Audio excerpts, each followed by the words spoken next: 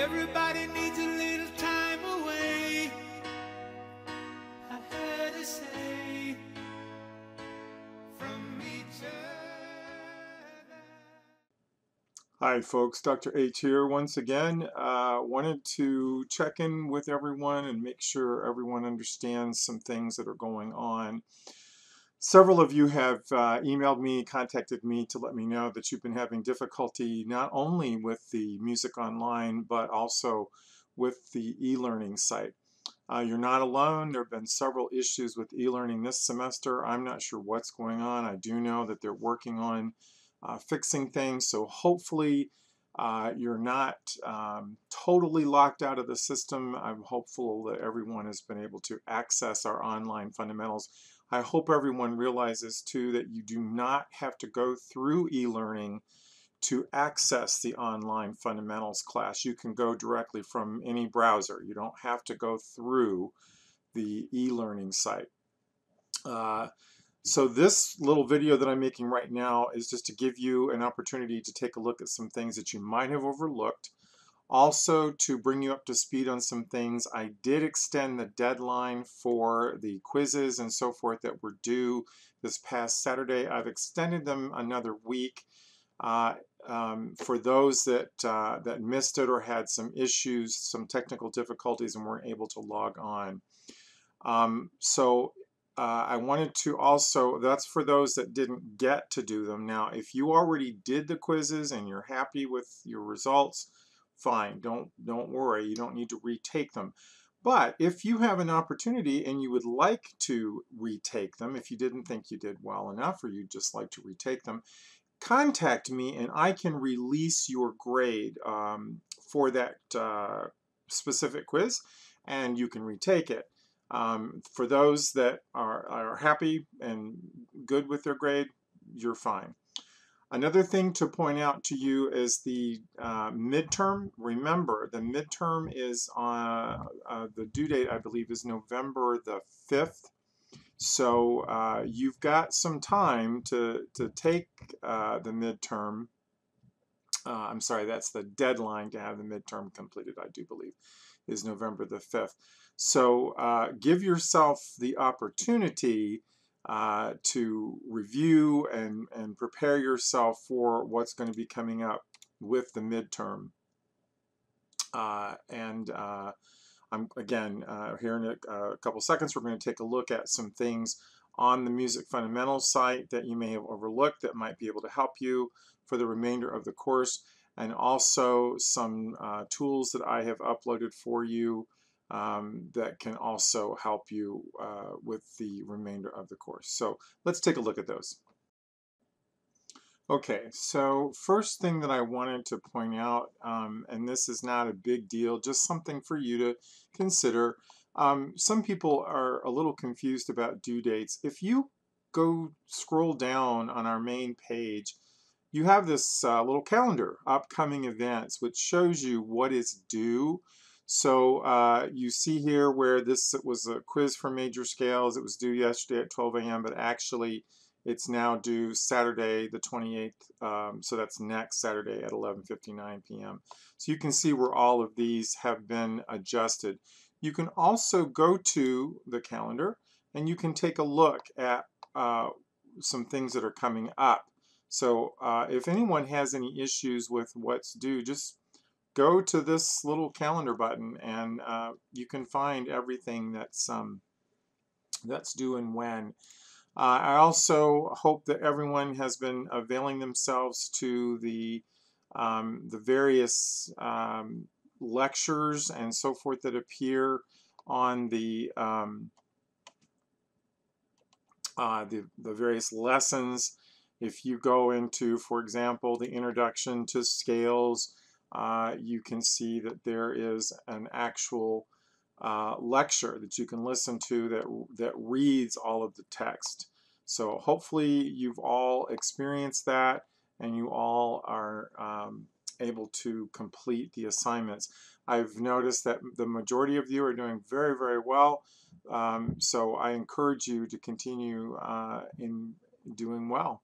And if you have questions, as always, please get in touch with me.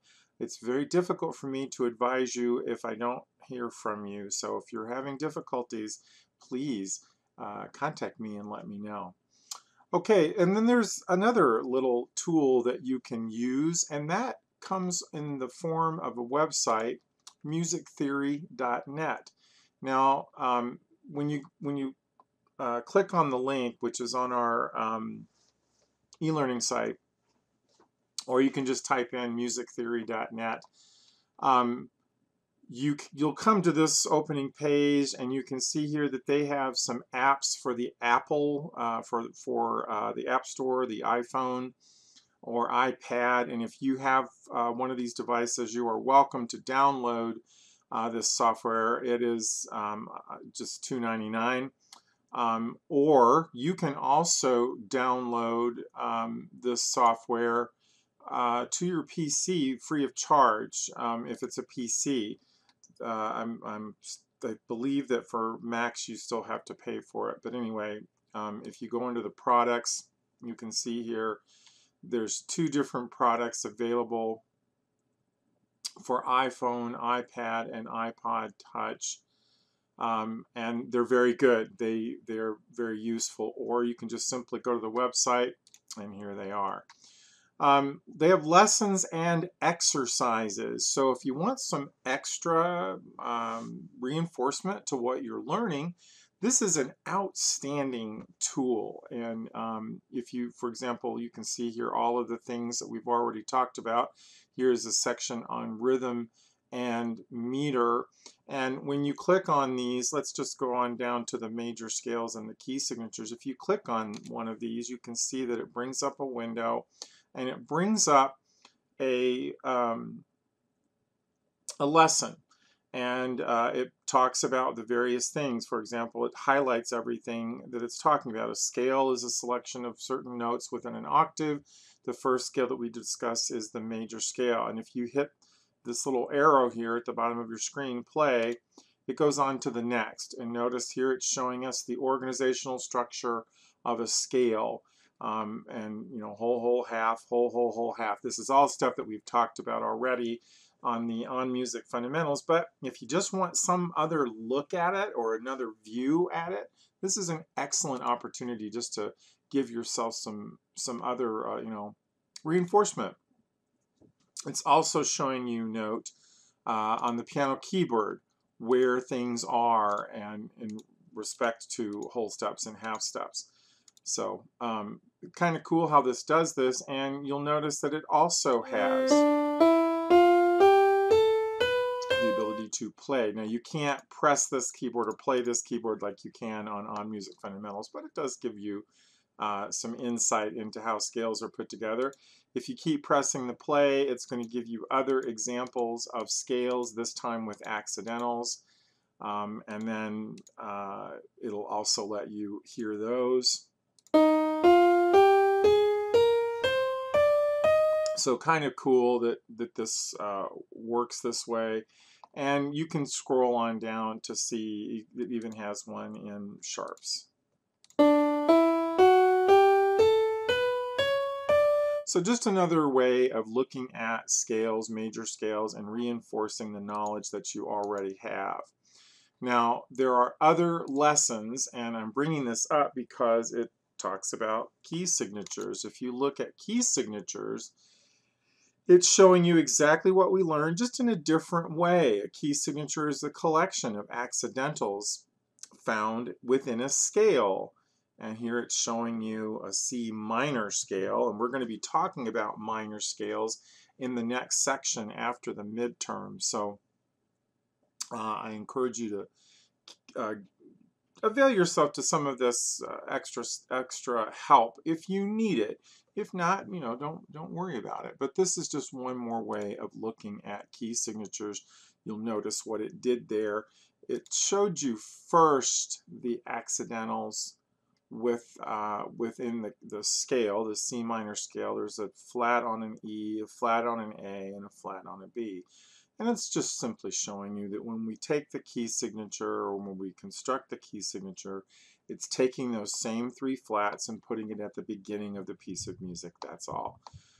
It's not really talking much about major scales, but let's take a look at one of them. Here is the E major scale. Now, if I go back a little bit, here it shows me the E major scale. Notice that it has 4 sharps. And then if I advance it forward, it's just taking those 4 sharps and putting them at the beginning of the piece of music. So essentially that's all a key signature does. One of the things that it doesn't mention in the lesson on key signatures, unfortunately, is the circle of fifths. I wish it did that, but it does talk about the placement and the order of sharps and the order of flats. And you'll notice if you keep looking, it has also simple and compound meter. We're going to be getting into types of meter. So I encourage you, take a look at these. We're going to be talking about minor scales. Take a look at those. And key signature calculation. I'm just going to click on that for a second. This is showing you that there are 30 different key signatures, 15 for major scales and 15 for minor scales. Okay, so if you were a student of music theory, if you were going to go to study music at a 4-year institution, you'd be expected to memorize all of these. Don't worry, I'm not expecting you to memorize these at all, but you are expected to, learn as much as you can so that you can construct key signatures on the music fundamentals. So really all this is doing is giving you an opportunity to look at these, and this is showing you their number. -1 through -7, +1 through +7. Now this is sort of what we have on the circle of fifths, you'll notice. So I'm encouraging you to play around with this. This might help cement some of this in your head as to how the circle of fifths works and how key signatures are constructed and putting together. This is showing you a way of calculating key signatures. 0 + 7 = 7 sharps. Well, okay, that would be the key of C sharp. -3, 4 sharps. Well, it says here that that is the key of C sharp minor, and that is true. This is, again, just another way of looking at key signatures, major and minor. It is up to you if you want to take a look at this. It is not, I'm not requiring it, but it can maybe help cement some of these concepts in for you a little bit firmer. We're not going to be getting into chords this semester, but if you are interested, this is another way for you to take a look at those. So I'm hopeful that these tools will be useful for you. If you go to our e-learning site under the useful links and items, you can see that I have given you that direct link to musictheory.net, and also a new one for you, blank manuscript. If you click on this, a PDF file is going to appear. That's what this is. This is blank manuscript paper. If you want to play around with writing music on your own and you don't have music software to use, that might be something that is of interest to you. So I encourage you to take a look at that. So now we're going to take a look at one more compositional device that I'm going to share with you. And that is some composition software that you can use. And actually, a little bit more than that. I'm going to show you some composition software that I use when I'm arranging, and I'm not suggesting that you go out and buy this software, although it's the top of the line. It's a little bit on the expensive side. There are student versions available, and it's I'm not really sure what the price is, but it's called Finale. If you've ever done any music composition, you might be familiar with. But here is the software, and I'm just showing you a little bit of a composition of mine. One of the reasons I'm bringing it to your attention is the fact that you are able to place notes directly on the staff using a digital keyboard, any kind of keyboard that has a MIDI capacity or MIDI capability to it, you can use. Not only can you key all this stuff in using a keyboard, you can play it back, and it follows the dynamics. So I'm going to start this and let you listen a little bit and watch the music as it goes by. I hope.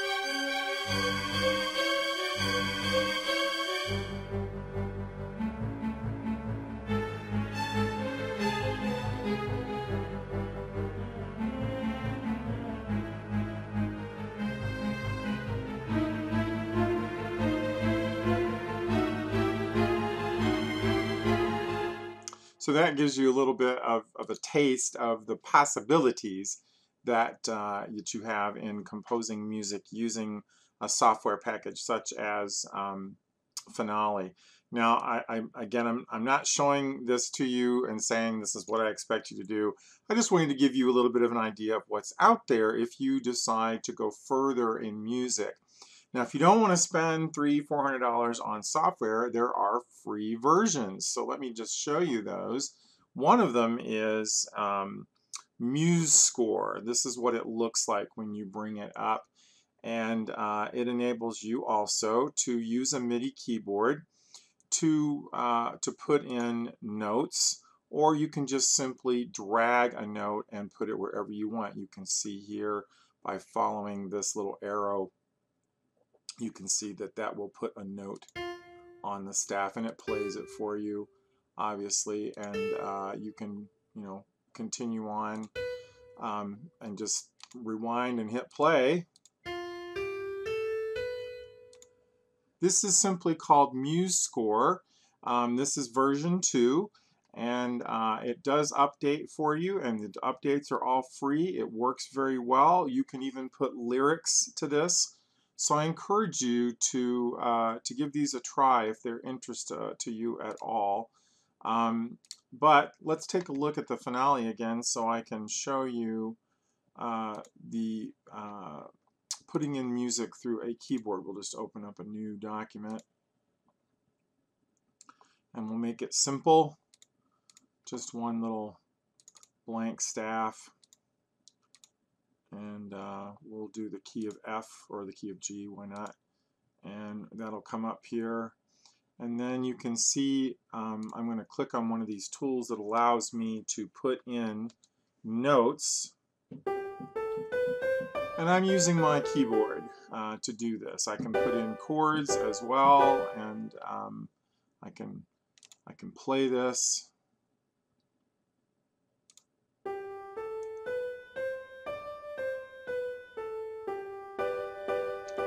So there you go. A really fun tool. If you happen to have a keyboard, it doesn't have to be an elaborate keyboard, just one that has the ability of USB MIDI to hook into your laptop or to your PC, and it works quite well.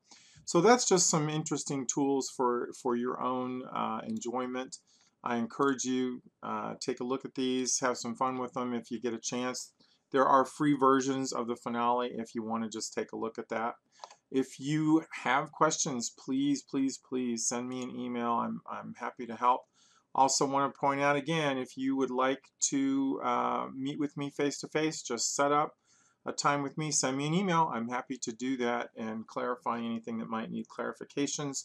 Also, there's Skype available that we can do if coming to the main campus is not an option for you. All right, folks, thanks very much for watching, and I will have another discussion topic soon, so we'll do some more with those. Thanks very much, and take care.